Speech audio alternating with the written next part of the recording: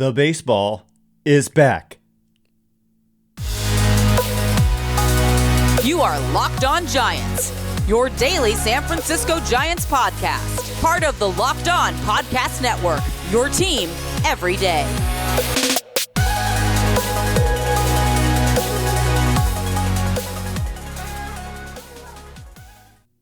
Hello and welcome to Locked On Giants, part of the Locked On Podcast Network, your team every day. My name is Ben Kaspick, and on this show we provide episodes 3 days a week for now. Actually, no, what the heck am I talking about? 5 days a week. We've been saying 3 days a week until the lockout ends, and guess what? The lockout has ended. But anyway, on this show we talk about the San Francisco Giants in a way that's data-driven and rational, but also simple, passionate, and accessible to all. I'm a former contributor for the baseball statistics and analysis websites Beyond the Box Score and Rotographs, and I've been podcasting about the Giants since 2015, and I'm a lifelong fan. Thanks for making Locked On Giants your first listen every day. We're free and available on all platforms, including YouTube, so check us out there if you have not already. And guess what, guys? The baseball is back. Major League Baseball is back. 99 days of being locked out is finally over.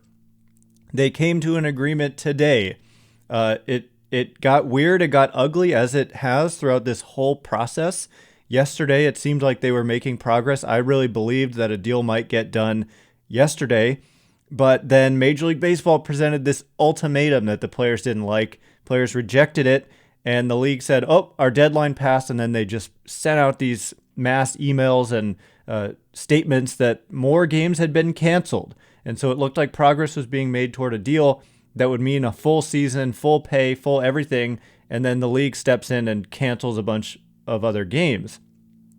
So things looked really bleak last night, and then, we heard like an hour later that they were actually going to try to figure something out. It was the international draft of all things that had kind of been a holdup there, which is new to being a major holdup in these talks. So anyway, they agreed to actually continue to negotiate that point.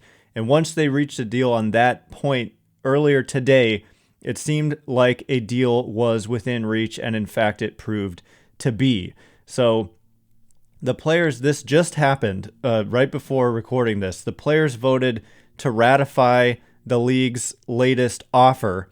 And the final vote was, I'm trying to remember, 24 votes in favor of yes, 26 votes for yes, and 12 for no. And they just needed 20 in order to accept the league's offer. So it wasn't unanimous. There were players who still wanted to reject this latest offer from the league. A lot of that had to do with the league putting it as a part of the deal that the players would drop their $500 million lawsuit that they have. They have a couple of lawsuits, and I think they have to drop them both as part of accepting this deal. But to me, the rest of the terms were so much there that a lot of the players are just like, who cares about that stuff? These other points are in place. Like, we look at the competitive balance tax. The players had been asking in their latest proposal for it to start at $232 million, and the league ended up, the last offer that was accepted ended up starting at $230 million, so virtually identical. And the players proposed it ending at $248 million in year 5 of the agreement, and the league was at $244 million. So they were right there. And keep in mind, in 2021, it ended at $210 million. So a $20 million increase from one year to the next is what the players were looking for. It ultimately seemed like this number would have to get up to 230, and it did. $14 million of growth over the 5 years. It's only 4 years of growth because year 1 is 230. But anyway, it's kind of a small amount to grow, but still it's not nothing, and that starting figure is high enough that we thought all along it would take that number to reach an agreement. On minimum salaries, it's going to be $700,000 in 2022. In 2021, it was $570,500. So a big jump there. The players and the league had it at $780,000 in the 5th year of the deal. And so they end up in the same place. So they actually really agree here on minimum salaries, and it's a big bump for these league minimum players. And that is great to see.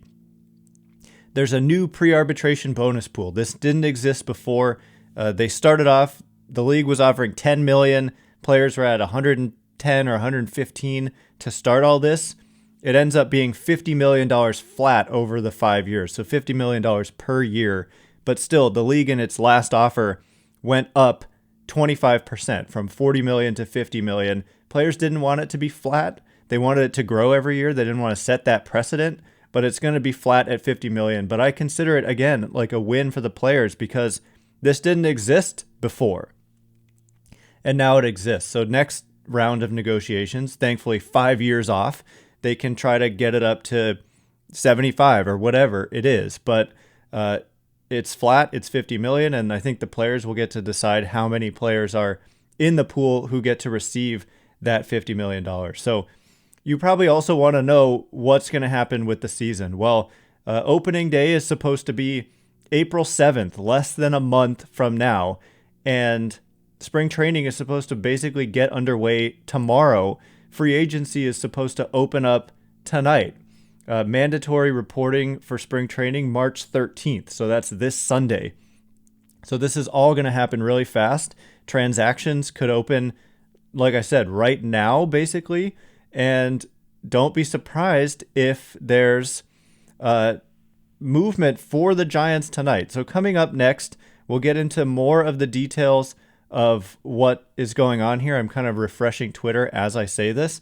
As I'm talking right now, I'm seeing Ken Rosenthal tweeting that the executive subcommittee, which is, there's 30 player union reps, and then there's an 8-person executive subcommittee as part of the MLBPA. They voted 8-0 against a deal, and the teams voted 26-4 in favor.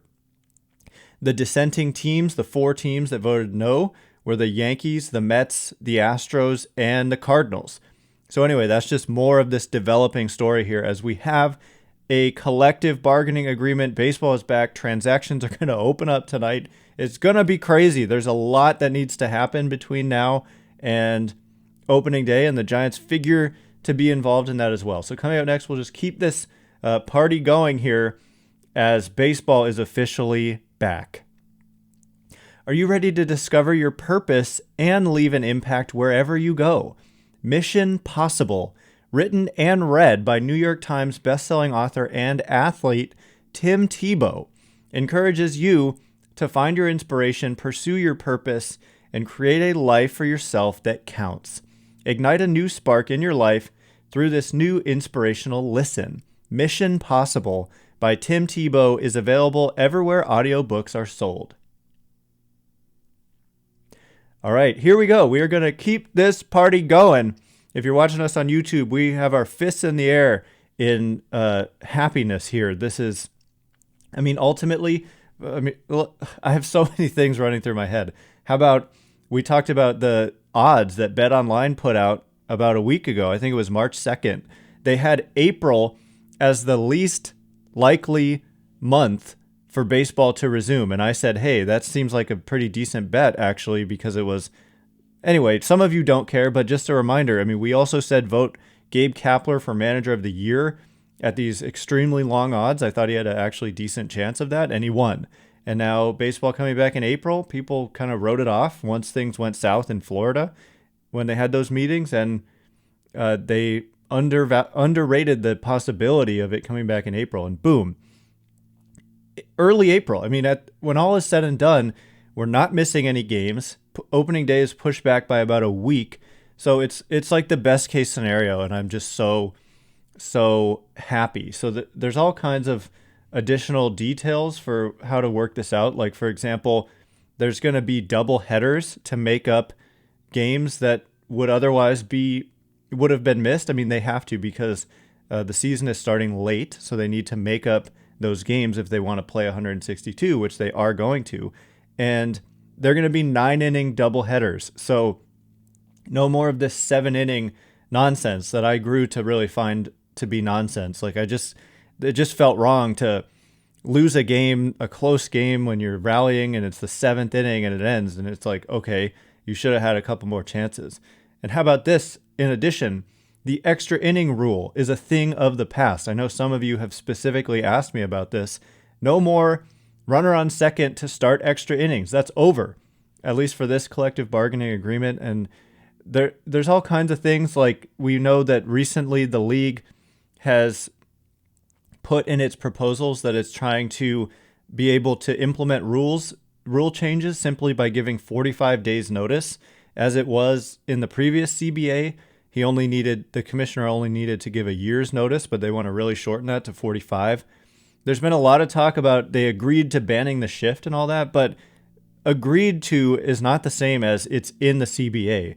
When they say they agreed to it, it means like the league or the players said okay in one of their proposals. So it remains to be seen if it's actually in these proposals or in this final CBA that it's going to be ratified tonight. So it is interesting that it was not unanimous and that the subcommittee voted 8-0 in favor of rejecting the league's latest offer. That is very interesting.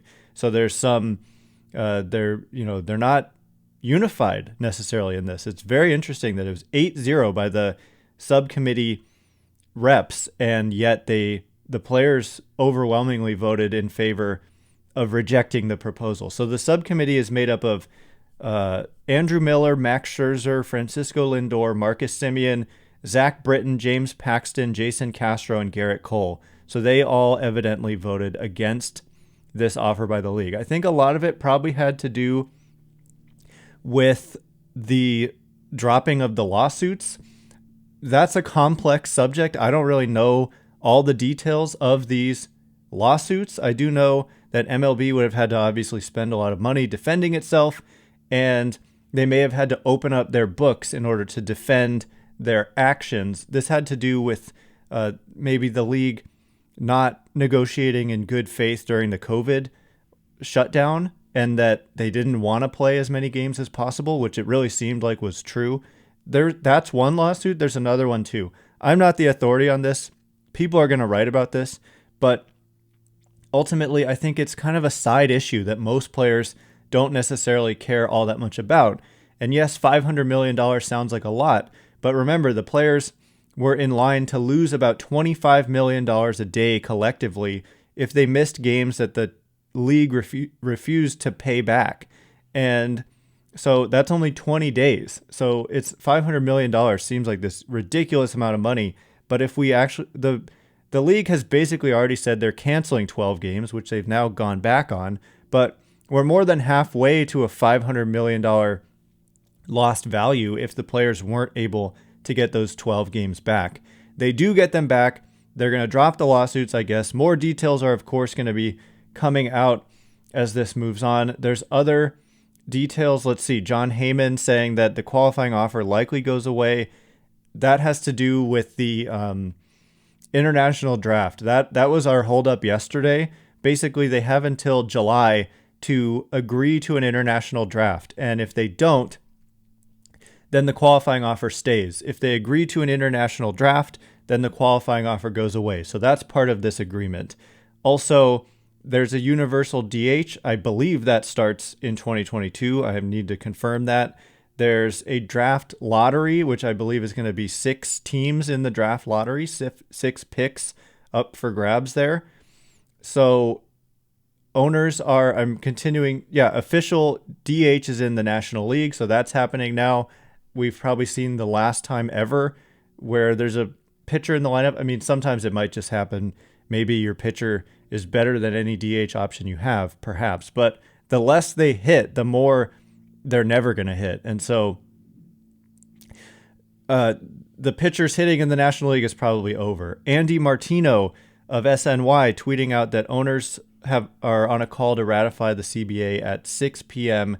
Eastern, and then free agency will begin immediately after. So right now it's 4 p.m. Eastern, so we're about 2 hours away from free agency opening up. So coming up in just a minute, we are going to talk about what is going to happen for the Giants. I mean, what is to come for the San Francisco Giants? What are they going to do?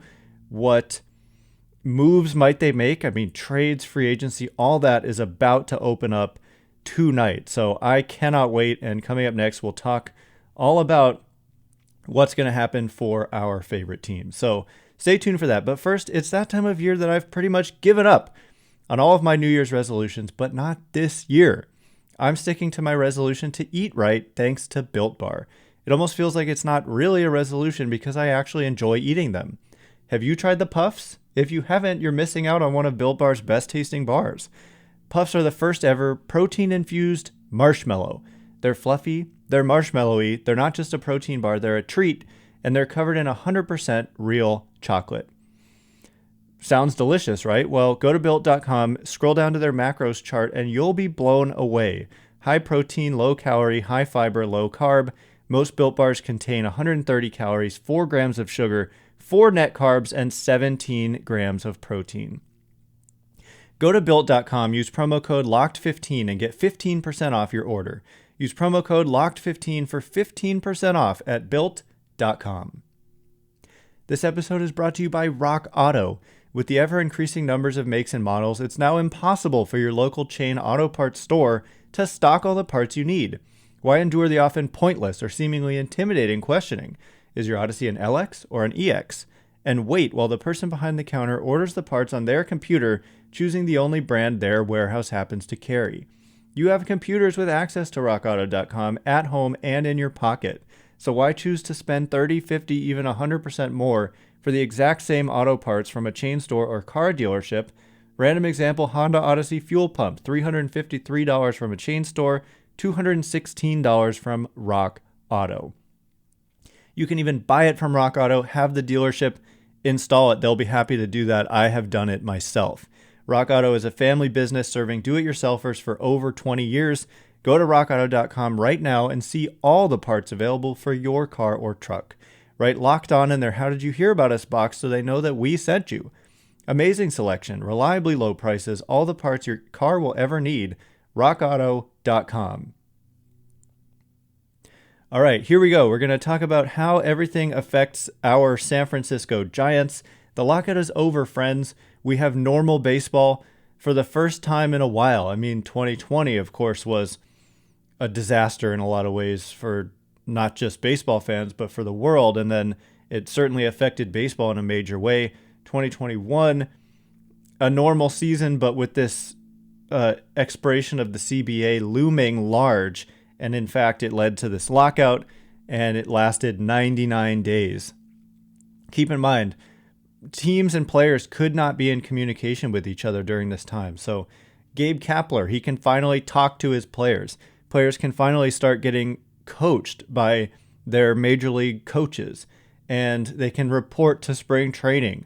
So this is going to start tomorrow. Players are going to funnel in tomorrow, and free agency is going to open tonight. And there's a lot of players left out there, and it remains to be seen kind of what the market dynamics are going to be.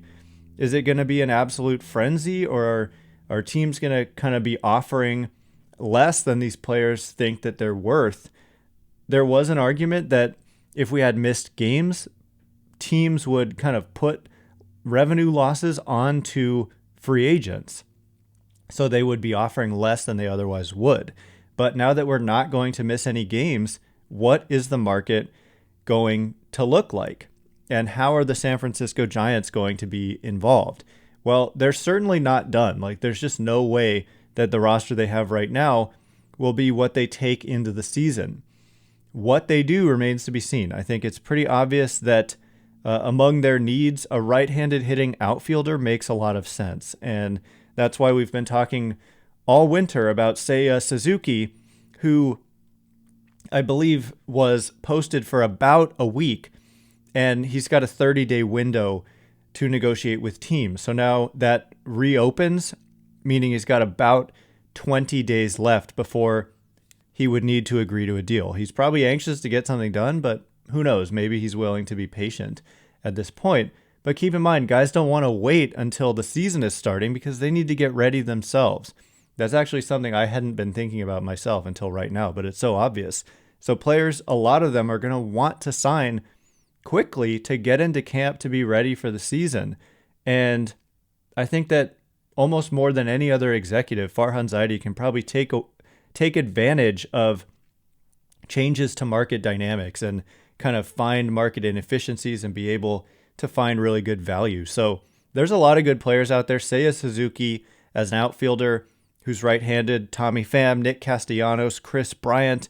You start looking then at left-handed outfielders like Michael Conforto and Kyle Schwarber. Maybe he's a DH, but now the National League has a DH. So guys like Schwarber become a little bit better fits potentially. Nelson Cruz, there were some rumors that he was retiring, but they were not substantiated. It was kind of a misinterpretation of an interview he gave in Spanish. Trevor Story intrigues me if he's willing to move to the outfield and someone who could rove around the field, potentially, obviously play some shortstop. I don't know. I mean, he's really fast, so I think he probably could play the outfield, but it would be a question of, do the Giants see that as a fit? Does he want to do that?